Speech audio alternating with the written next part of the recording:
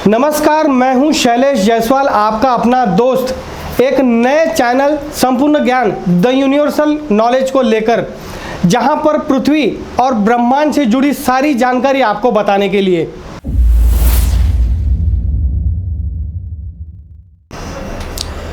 जैसा कि आपने वीडियो का टाइटल देख लिया होगा, उस मुताबिक आज एक बेहद ही खास और गंभीर विषय पर चर्चा करने के लिए मैं आपके सामने उपस्थित हूं, और वो है भारत की राजनीति। राजनीति जो कि एक बहुत ही गंदा विषय माना गया है, और ख़ास करके भारत की राजनीति। देश की हर जनता, हर राजनेता और राजनीतिक पार्टियों को गाली दे रही है, चाहे वो कोई भी पार्टी हो। आप सभी लोगों का मानना ये होगा कि राजनीतिक पार्टियों में इस तरह के बदलाव आना चाहिए, क्योंकि हर नागरिक राजनीतिक पार्टियों से खफा है। लोगों का मानना है कि राजनीतिक पार्टियों में से जो खुला भ्रष्टाचार चल रहा है या बेईमानी चल रही है, वो खत्म होना चाहिए। लोगों का ये भी मानना है कि राजनीतिक एक गंदगी है, उस गंदगी को पूरी तरह से खत्म होना चाहिए। अगर राजनीतिक गंदगी है और उस गंदगी को साफ करना है, तो आपको भी इस गंदगी को साफ करने के लिए इस गंदगी में उतरना होगा, वरना इस राजनीति को गाली देने का आपका कोई अधिकार नहीं है। अगर आप में है वो काबिलियत जो राजनीतिक बदलाव ला सकते हैं और देश में एक सकारात्मक बदलाव ला सकते हैं, तो आप स्वयं भी इस चुनाव में उतरकर देश में बदलाव के लिए तैयार रहिए, और आपको चुनाव जिताने के लिए मैं करूंगा आपकी पूरी मदद। अगर आप भी इस देश में राजनीतिक बदलाव लाना चाहते हैं और इस बदलाव के लिए स्वयं राजनीति में उतरना चाहते हैं, तो मैं करूंगा आपकी पूरी मदद। मेरे वीडियो के इस सेक्शन में मैं आज आपको बताऊंगा कि चुनावी नामांकन भरते समय आपको किन दस्तावेजों की आवश्यकता होती है और एक चुनावी उम्मीदवार के लिए किन पात्रता की आवश्यकता होती है।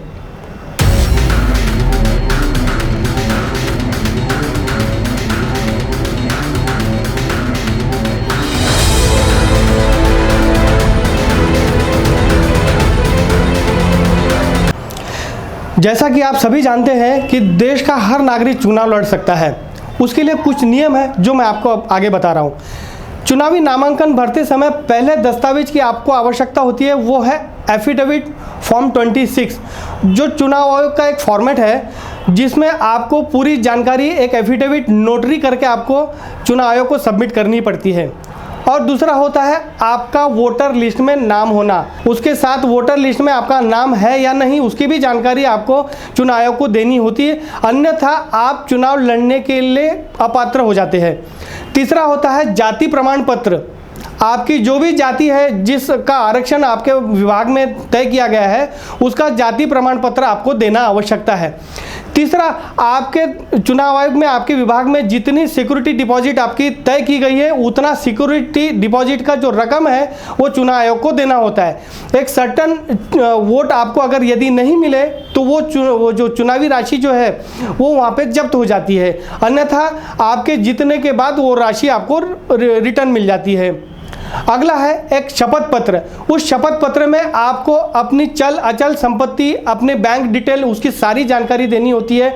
आपका एजुकेशन कितना हुआ है, आपके फैमिली में कितने मेंबर हैं, आपके फैमिली के मेंबर के पैन कार्ड के नंबर उसमें डालने होते हैं, और साथ ही साथ आपकी फैमिली के हर मेंबर के नाम से क्या क्या प्रॉपर्टी है, क्या क्या संपत्ति है, उनकी सारी डिटेल्स आपको देनी होती है। और सबसे इम्पोर्टेंट, आपका एजुकेशन कितना हुआ है वो भी आपको उसमें शपथ पत्र में आपको देना जरूरी है। चुनाव आयोग को देने वाले शपथ पत्र में आपको इस बात का भी उल्लेख करना होता है कि आपके ऊपर कितने क्रिमिनल केस दर्ज है, कितने केस प्रलंबित न्यायालय में चल रहे हैं, या कितना टैक्स बकाया है, उसकी टोटल जानकारी आपको देनी होती है। कभी कभार आपको ऐसा होता है कि आपको अपने ऊपर लगे हुए सारे केसेस की जानकारी नहीं होती है, या फिर आपका जो भी टैक्स, इनकम टैक्स या महानगर पालिका का टैक्स या स्टेट गवर्नमेंट का टैक्स बकाया हो, उसकी जानकारी भी आपके पास नहीं होती है।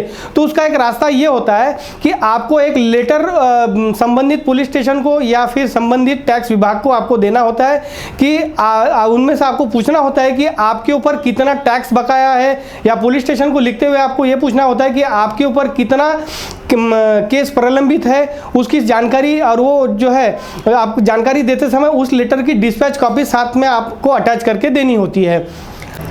साथ ही आपका जितना भी टैक्स बकाया हो या किसी बैंक का लोन बाकी हो, उसकी भी जानकारी आपको चुनाव आयोग को देनी होती है।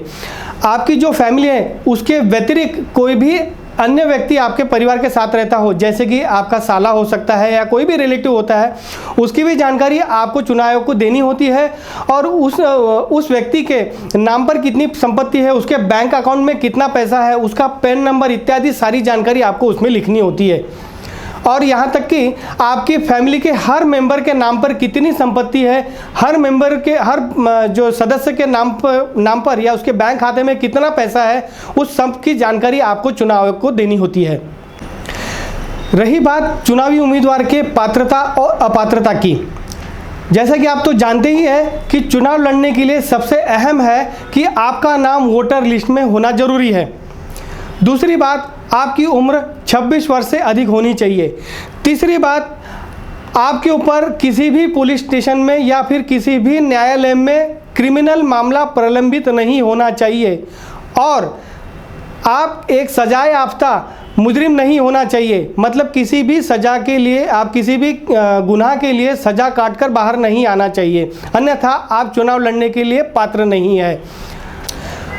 और सबसे अंतिम बात यह है कि आपके 2 से अधिक बच्चे नहीं होने चाहिए। हालांकि यह कानून 2005 से लागू हुआ है, इसलिए 2005 के बाद जिसके भी 2 से अधिक बच्चे हैं वो चुनाव नहीं लड़ सकते। हालांकि इसके पहले लालू प्रसाद यादव जी के भी जो है 10 बच्चे हैं, वो चुनाव लड़ सकते थे, लेकिन अब उनके ऊपर क्रिमिनल केस लग चुका है और एक सज़ा काट चुके हैं, इसलिए जब तक वो निर्दोष मुक्त नहीं हो जाते तब तक वो चुनाव नहीं लड़ सकेंगे। लेकिन 2 बच्चों वाला कानून उस पर इसलिए लागू नहीं होगा कि उनके सारे बच्चे 2005 से पहले के हैं। अतः इस बात का ध्यान रखें कि 2005 के बाद जिसके भी 2 बच्चे हैं या 2 से अधिक बच्चे हैं वो चुनाव लड़ने के लिए काबिल नहीं है।